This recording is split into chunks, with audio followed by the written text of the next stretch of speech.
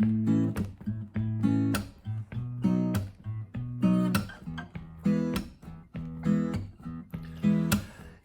Christmas time, and there's no reason to be afraid. At Christmas time, we banished light and banish shade. And in the world plenty, we can spread a pride of joy. Put your arms around the world at Christmas time. But save a prayer, say it for the other one. At Christmas time, but when you're having fun, there's a world outside your window. It's a world of dread and fear, and the only water flowing, the bitter sting of tears. And then is this diamond that I did.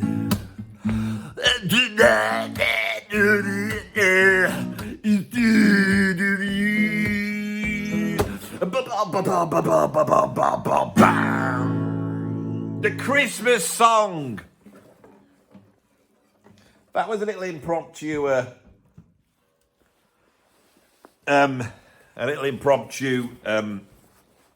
exposition of one of the biggest selling singles in British chart history, Do They Know It's Christmas, which was performed by Band Aid, which was a collection of all the greats and the goods back in 1984 in the British music industry. All sorts of them were there, all together, trying to raise money for the poor starving Africans, who apparently did not know it was Christmas. The opening line of that, which is, because I messed it up, because I didn't plan to do this, it was just off the cuff. I thought, I want to start with the concept about light. So it goes, it's Christmas time, and there's no need to be afraid. That's an interesting lyric, isn't it? At Christmas time, we let in light and banish shade.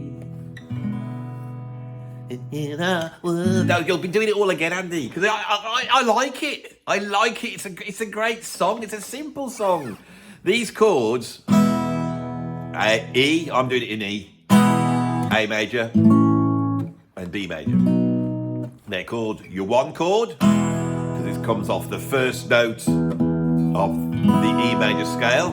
And then if we go up to the fourth note, 1, 2, 3, 4, we have this chord, and that's called the fourth chord. And then if you go up to the 5, 1, 2, 3, 4, 5, we have this chord. It's the simplest way of writing a song is with the 1, 4, 5. But what's interesting here, and I think Midge-Ure was the man who wrote this song, is rather than starting with the 1,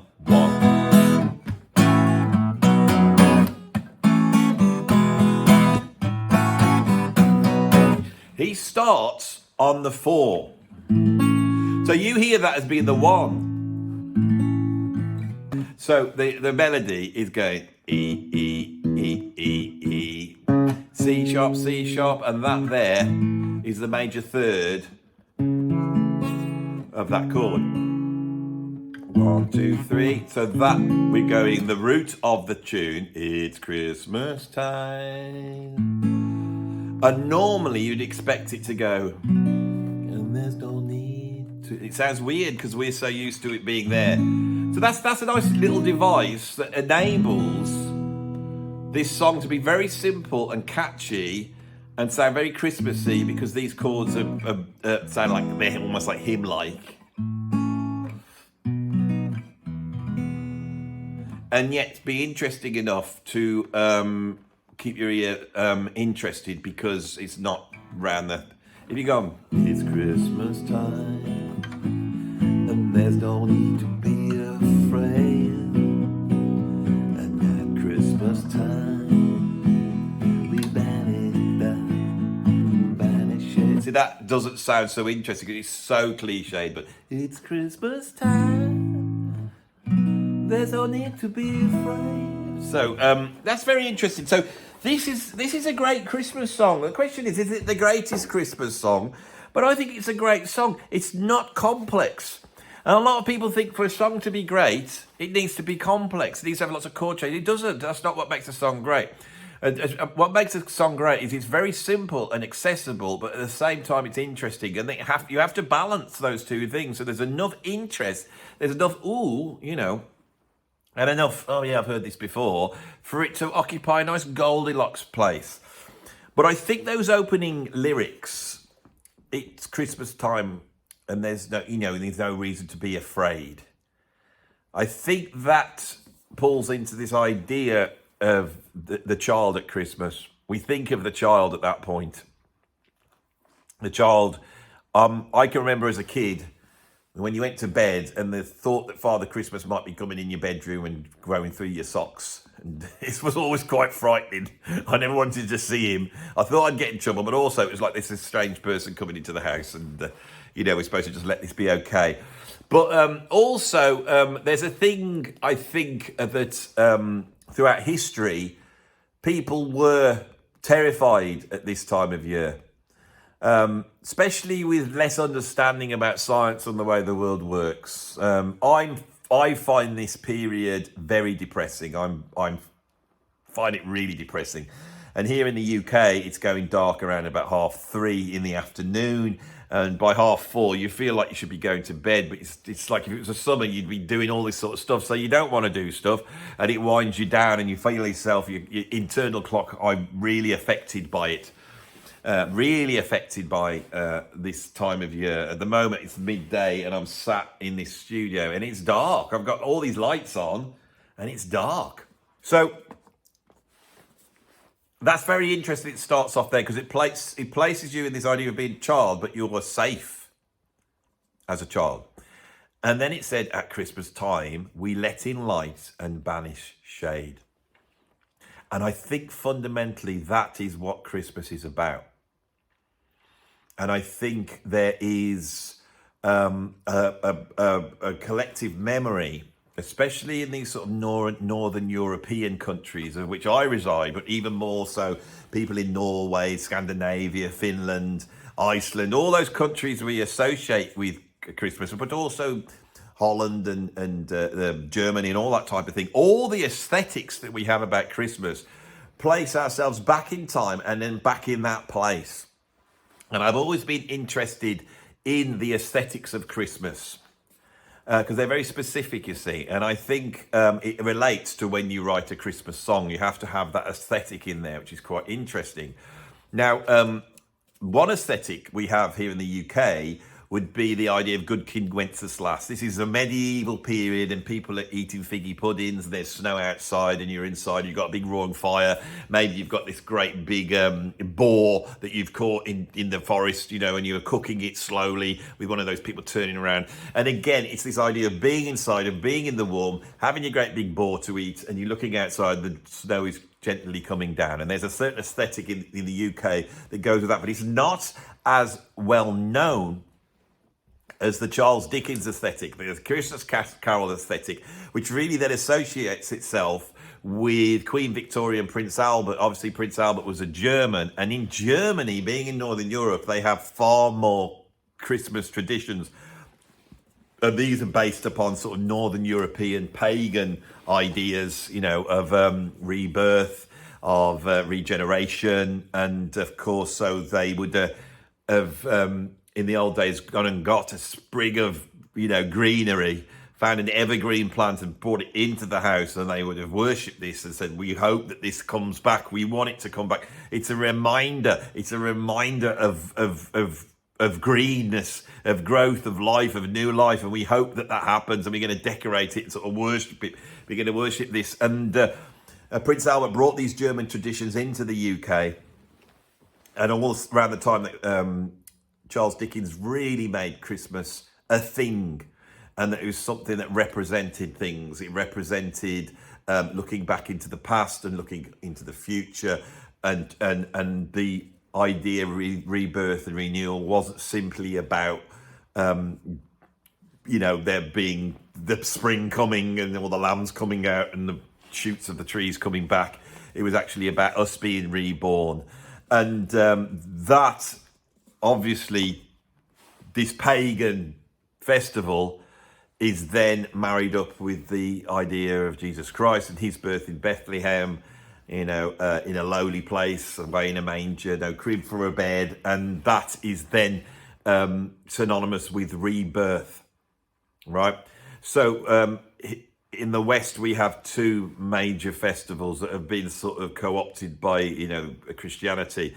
We have the promise of rebirth and the celebration of rebirth in the darkness, in the lowly place, which is Christmas, where we are like this, and we are like, let's protect ourselves, make sure we're right. And the kids, are you safe? Yeah, we're safe. We're scared though, because it's always dark all the time, and it's just not very nice. We just had Halloween and then all the witches and everything. We don't worry, it's going to come all. It's all going to be great. And that there has been co-opted. And then in spring we have Easter, and it's interesting because at Easter, obviously the word Easter comes from the word estrogen, as in actual rebirth. That was a pagan celebration of spring, which has been then co-opted by Christianity to represent the ascension to heaven and survival of the crucifixion of Jesus Christ, which of course is a symbol of him redeeming us of our sins. And so these are the powerful tropes that go through Christmas and Easter. And then we have the summer, and we all just go larking about, having fun. And there's all sorts of little rituals in that. And then we get back to the winter, and we have like Halloween, and we enter back into the darkness, and we go around this eternal cycle. So I think that a great Christmas song has to embody all of those things. The aesthetics of these northern European countries, which could be like the sort of medieval Good King Wenceslas. It could be the sort of Christmas Carol, Prince Albert aesthetic. It could be the sort of small, Germanic towns, like in the Black Forest and those little houses. Or it could be where Father Christmas resides, which is all reindeers and all that type of stuff, which is your main one. Now that aesthetic of Father Christmas and the reindeers and all that bit is fascinating. Okay? Now, in Christmas Carol, Dickens brings in these ghosts. The ghost of Christmas past, the ghost of Christmas present, the ghost of Christmas future. But what's fascinating is then, obviously, as we all know, Coca-Cola used Father Christmas and branded their drink to this with the red and white colours of Father Christmas's coat. But I don't know whether that is the case, you see. Now, if we go back to the original pagan sort of rituals, if you go to the northern lands of Scandinavia, Norway, and that type of thing, they would have rituals at Christmas at this time. And they would involve eating hallucinogenic mushrooms. That has become the sort of fairy tale mushroom. And it's interesting that one has become it and not all the other ones. And those red and white colours are so important. And the reason is because if you eat that mushroom, please don't do this, but it has hallucinogenic qualities. And so these were used in shamanic rituals up in the northern countries for a long time, where people were focusing on and getting their animal spirits. And what's interesting is that if you eat the mushroom, the hallucinogenic agent in that mushroom is not broken down. So when you urinate, it passes out to your urine. So if you drink the urine of somebody who's been eating that mushroom, you too will trip. And so, what I find interesting is that this idea of Father Christmas dressed in the red and white of that mushroom, really representing this sort of shamanic figure at the center of this ritual, and then traveling around the world, spreading, regeneration and rejuvenation with flying reindeers. And I have often wondered whether in ancient times those people would sit in their, whatever they sat in, their sort of wigwammy thing, whatever they sat up north in the icy wastes, drinking each other's urine and looking at the reindeers outside and seeing them flying about. Now, if that's the case, then Christmas has that aesthetic in there. And what that is, it's the aesthetic of magic. It's the aesthetic of wonder. It's the suspension of disbelief. And for those of you who don't know, Father Christmas's existence is under question. It may not be the case. It's a little bit like God. And for those who don't believe in Father Christmas, even those who don't believe will suspend their lack of belief and will employ all sorts of trickery to fool the children of the world that this person exists. And when we go back to the origination of that idea in, do they know it's Christmas? And it's at Christmas time, there's no reason to be afraid. Why? Because there's a magical Santa Claus, because there's magic, and magic exists in the world, and it rejuvenates and it rebirths us. And if you're a Christian, you put your faith in Jesus Christ, and if you're a pagan, you put your faith in the rebirth of nature, that new things and new shoots, and you yourself will regenerate in the problems you've had and the hope that for the future. And so I feel that the classic Christmas song must have elements of magic in it. It must have an aesthetic that goes back to these sort of older times, sort of folk music from around, whether it's sort of the idea of sort of Icelandic music and Northern European music. And I think the folk songs of Germany are very important. And I think you have to have this idea of regeneration, of hope. You have to have as well some sort of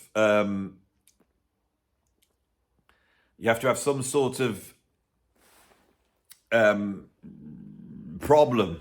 This really is what makes a Christmas song great, I think, is when you address a problem either in yourself or in the world, or somewhere out there's a problem, but the hope of Christmas, if we put our hope in Christmas and what it truly represents, then the transformative aspect of Christmas, if we believe in it, could transform the world. So the reason why Do They Know It's Christmas, which should have been a charity signal written under terrible circumstances where they had to busk a song together, form a band of musicians never played with each other, get a whole bunch of egos in the same room, see if they could all sing along to each other and stick it out. The reason why this is still one of the biggest Christmas songs is because it's a brilliant song. So if I was proffering a candidate for the greatest Christmas song of all, I would start going for Do They Know It's Christmas. And I think it's in the lyrics. The lyrics are very strong and powerful, and it basically takes the aesthetic of Europe, and it says we have Christmas because we're comfortable, but other people don't have Christmas. And really at Christmas, we should be sharing this, putting our arms out around the world. Now, if you wonder where that aesthetic comes from, it comes from this. It's because this is why this is so simple.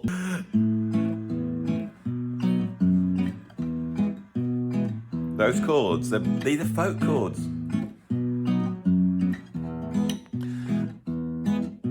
And that is so it's got and this is the big thing that I think this is the problem with Christmas songs, is that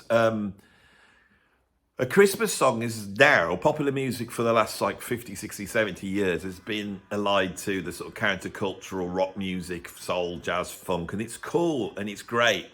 And so as soon as any artist goes towards making a Christmas song, because you have to pull into this sort of very traditional family, anti-rock and roll aesthetic, you have to try and then balance what you're doing as a rock and roller with that aesthetic. Now, that is very difficult to do. I am reminded of Justin Bieber's version of Little Drummer Boy that he did one Christmas that actually has probably the greatest rapper of all time on it, Busta Rhymes. and Buster comes on and raps about something like eggnog and mulled wine. I mean, it's the worst thing in the world because Buster Rhymes isn't Christmassy, is he? Justin Bieber's not particularly Christmassy either. They can't do it. And so they're ruined by trying to do that.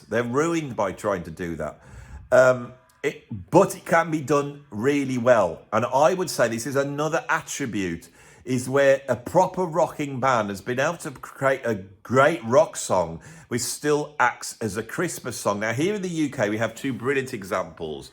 We have Slade. Now, Slade are a rock band. They're a proper heavy rock band. They really are a rocking band. And yet they have, which is probably our biggest Christmas song here in the UK, which is called... what's it called? It's Christmas, isn't it? It's Christmas! That one. And the way that works is because Slade, although they rock, they have this sort of working class rock appeal. And so a rock band that has that, and there are so many, any rock band that has a sort of cheeky, chirpy working class aspect to them can then report on all the stuff that working class people do, thus maintaining a little bit of sort of, not counterculture, but a little bit of rebellion, a little bit like, well, yeah, no, and that sort of, we're working class and we're proud, and that thing, if it's sustained, comes off really well. And that Slade song, it's got this idea of all the things that happen at Christmas, but it rocks, and I think that's down to their sort of working class aesthetic that they have. Now, Status Quo have the same aesthetic. I know I'm talking about bands in the UK that the Americans don't know of. And the reason why you don't know these bands, because they're so quintessentially English that they never travelled worldwide. You could never really quite get Slade or Status Quo for people to get, because there's a charm there. A charm that Chaz and Dave have. Chav and Dave could have done a Christmas single. I'm sure they did at some point. The other band was Wizard, which was the genius of Roy Wood, who was in the band called The Move, one of the UK's great songwriters. And then he formed DLO, and then he formed Wizard. And I think my generation, who grew up in the 70s Christmas had a very certain aesthetic. And I've got a Christmas show coming out on Christmas Day, and we talk a lot about that aesthetic on there, so I won't do that here.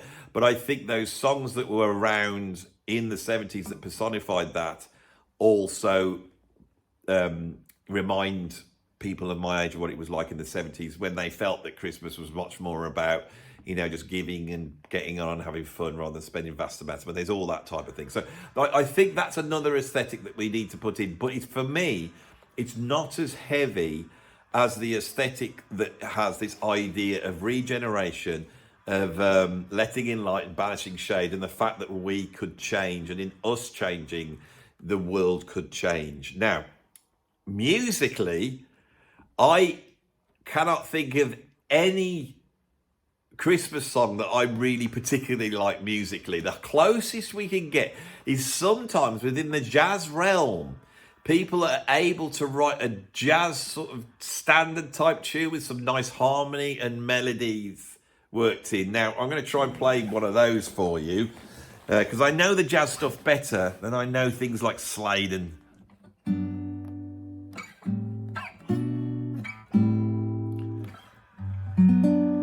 Chestnuts roasting on a open fire. I don't know the words. Singing of you, no.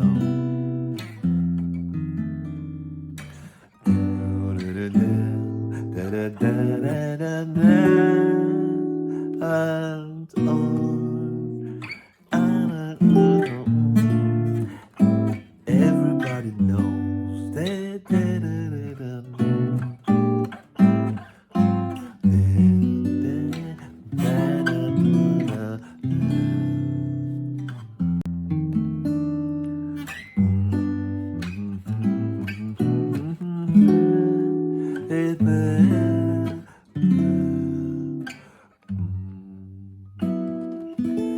Nat King Cole, that is probably my favourite Christmas song because it's just so beautiful and the harmony is so beautiful.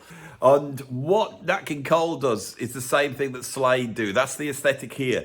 but he goes for sort of the traditional Christmas, and I think he plugs into the very sort of Americanized version of Christmas, which is great, and all that very traditional against this really super hip at the time harmony. So I would be, in terms of music, I would be proffering that. So that is the next one I've got on this list of what's the greatest song at Christmas, would be Chestnuts Roasting in an Open Fire.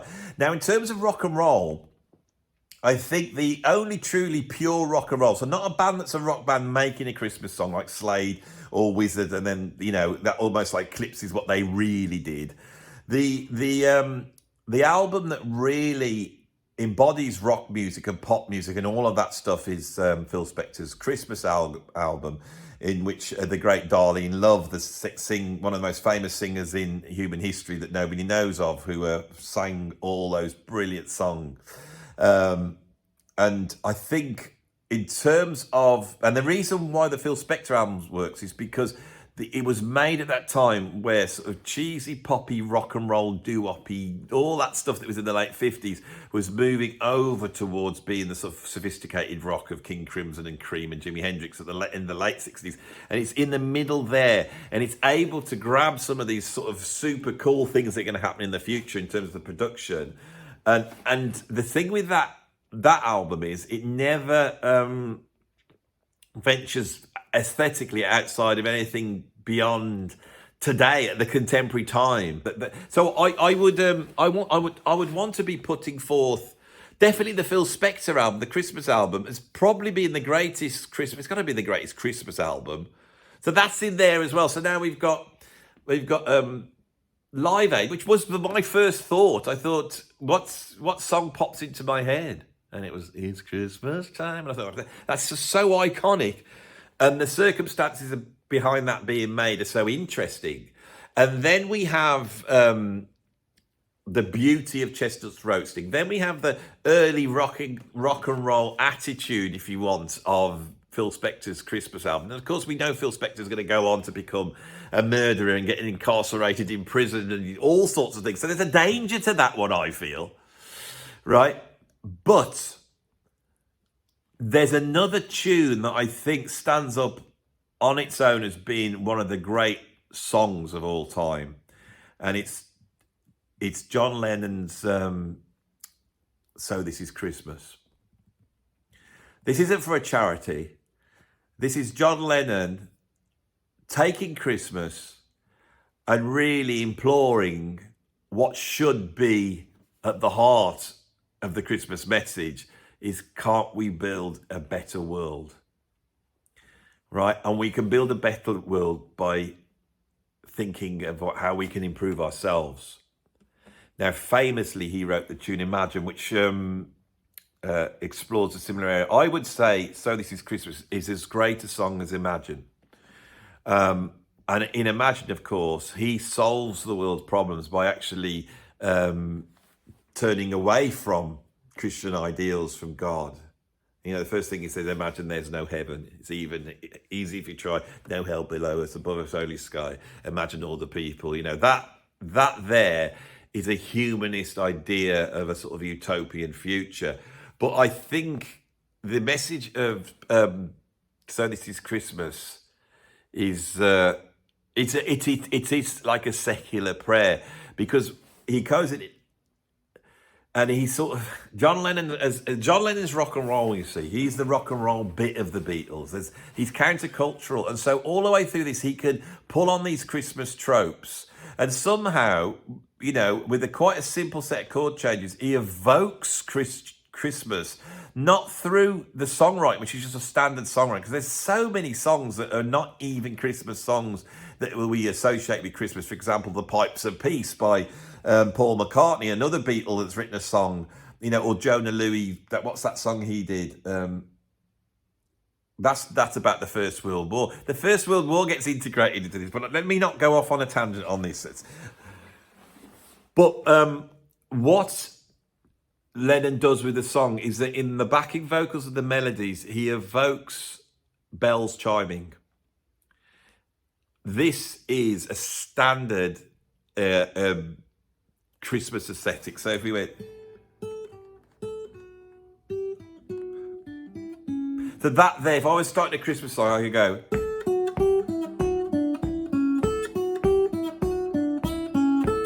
So.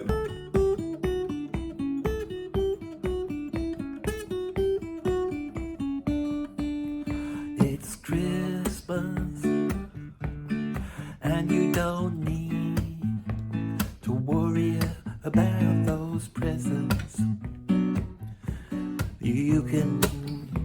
Well, that's no good. You can not buy anything for anyone. Spend all the money on yourself. Forget all the friends you got. They can be happy with a pair of socks because it's my Christmas. It's my Christmas. And as soon as I put those bells in, you go, oh, yeah, it sounds Christmassy now. And but Lennon does it brilliantly throughout that.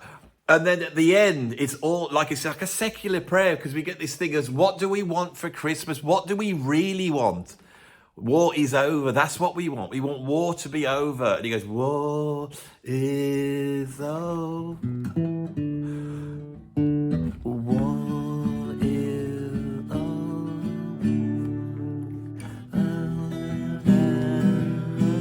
6/8.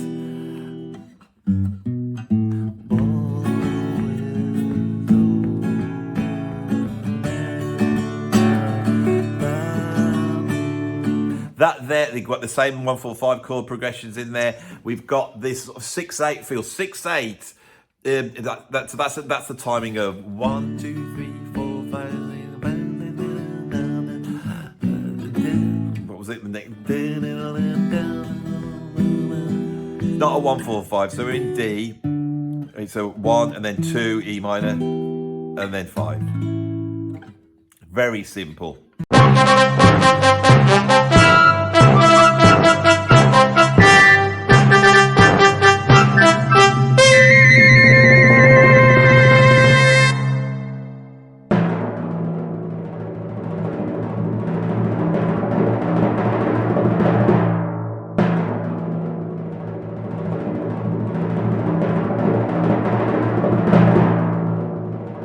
I think the greatest Christmas song, taking in everything that I've said, is John Lennon's War is Over.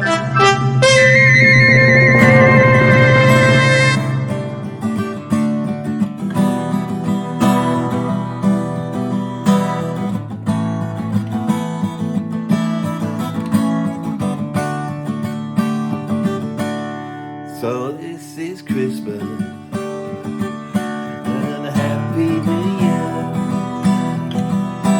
Let's hope it's a good one.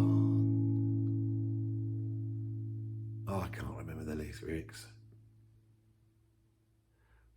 Without any fear.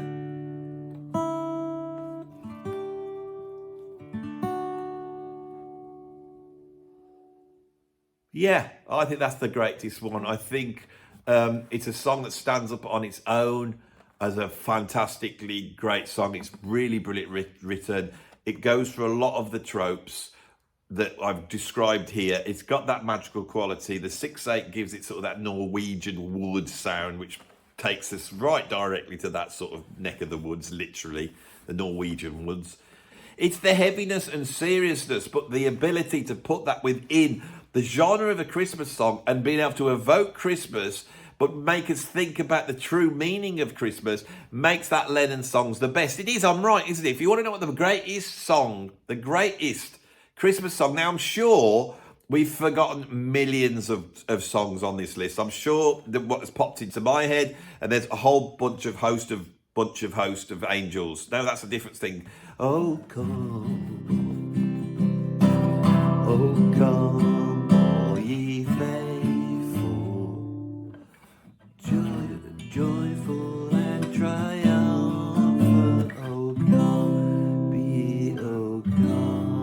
ye to Bethlehem. See, you can't do it, can you? It'd be nice, it would be great and impressive for you to finish with a proper Christmas carol. Not a Christmas song. Christmas carols are something else, aren't they? Oh, come, all ye faithful,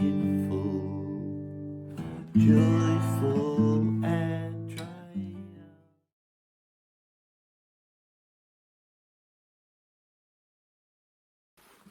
Oh, come, all ye faithful, joyful and triumphant. Oh, come ye to Bethlehem. Come and behold him, born the King of Kings. Oh, come let us adore. Oh, come let us adore him. Oh, come, let us adore him. Christ the Lord.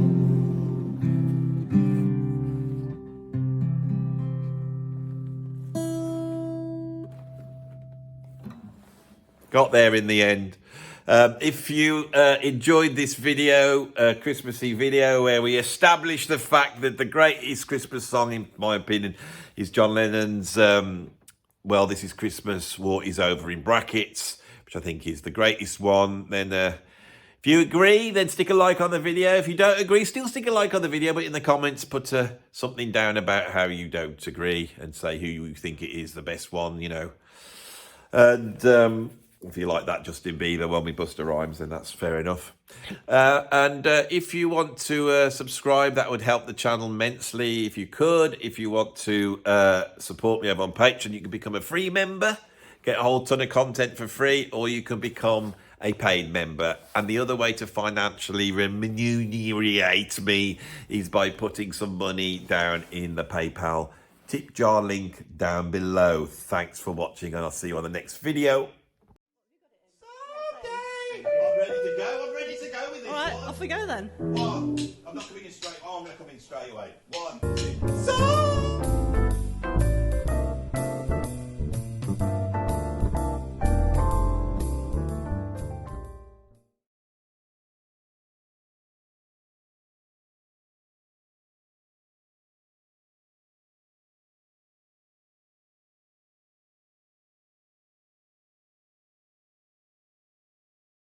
If you're still watching, there's a secret bit on this video, and it's for Scott Lady over at the Prog Corner, because I've got to be honest, the only reason I did this video is because when I woke up this morning and I saw he got 35,000 views on his 10 worst Christmas songs, I felt annoyed. I thought, why didn't I come up with that? So I've been critical of him in the past, but I thought I'd do this song for him now. Now, I haven't actually worked this song out, so I am making it up as I go along, but it is based on quite a famous song, which I'm sure Scott loves, so he will enjoy this. So I'm not trolling him, I'm actually paying tribute to him for coming up with such a brilliant idea of the 10 worst Christmas songs. So let's have a go, shall we go? Are you ready?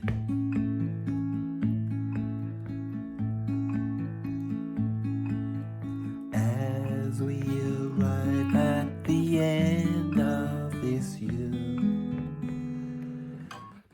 you've done your 10 worst Christmas songs.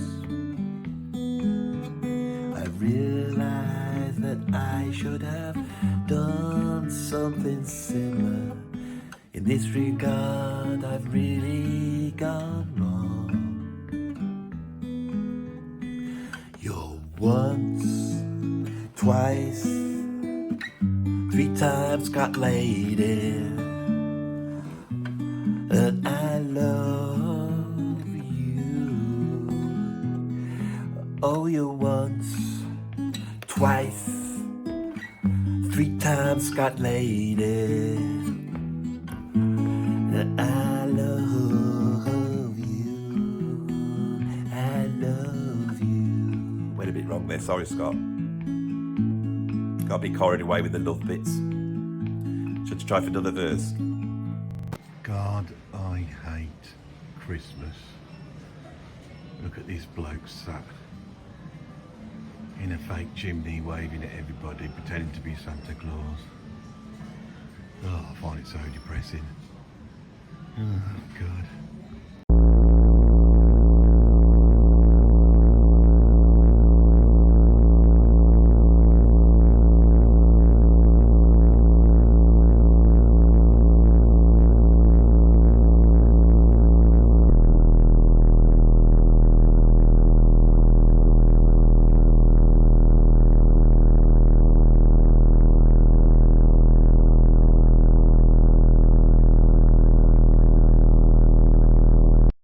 Meow, meow, meow, meow, meow, meow, meow, meow, meow, meow.